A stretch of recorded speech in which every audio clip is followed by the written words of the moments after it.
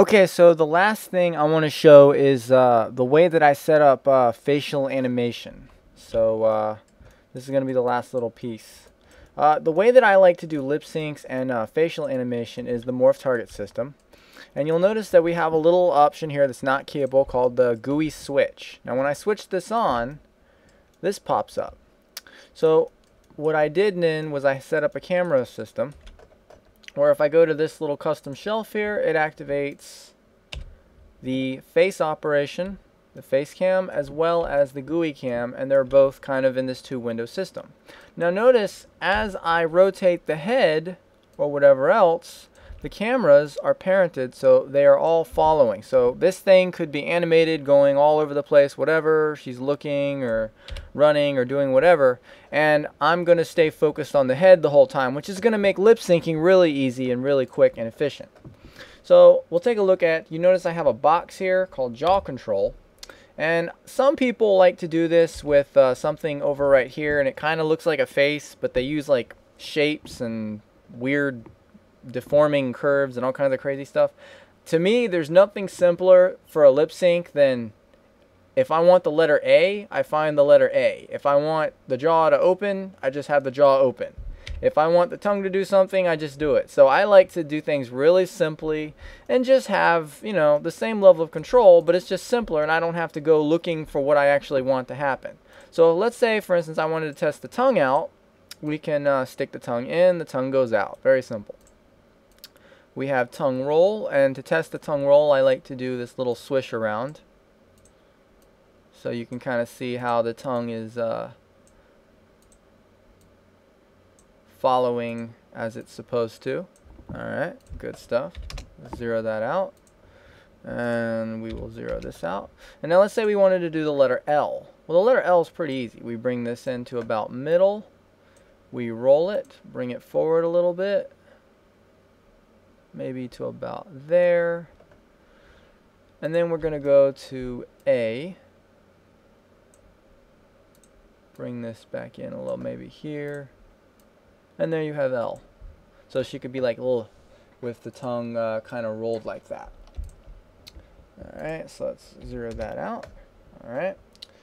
And we will then zero this out as well. If we wanted to do S, we would come here, and then we would just bring this up.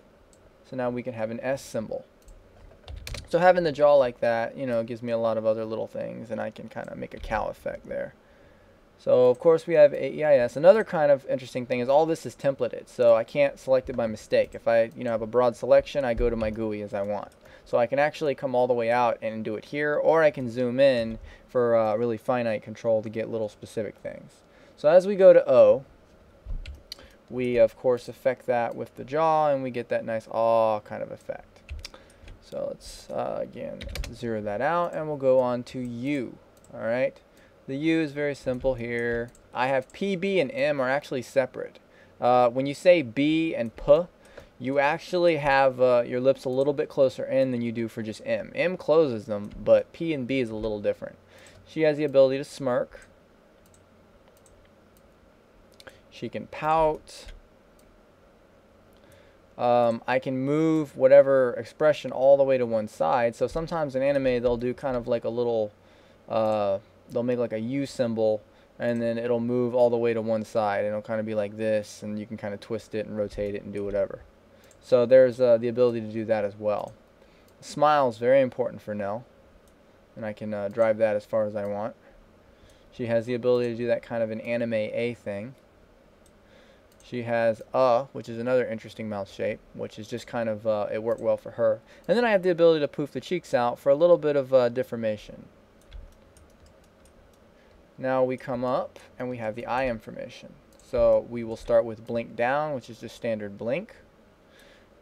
We have bored eyes. We have angry brow, which is very easy to make her angry. And we have happy brow. We have sad brow. We have surprise, which, you know, Nell will probably be surprised and happy brow for the most of the point. But surprise basically cranks that eye size up like that. And then we have the ability to lift up this kind of like really sort of a thing. And you can play with the winks to kind of create sort of a twitch effect if you want. You know. Sort of thing.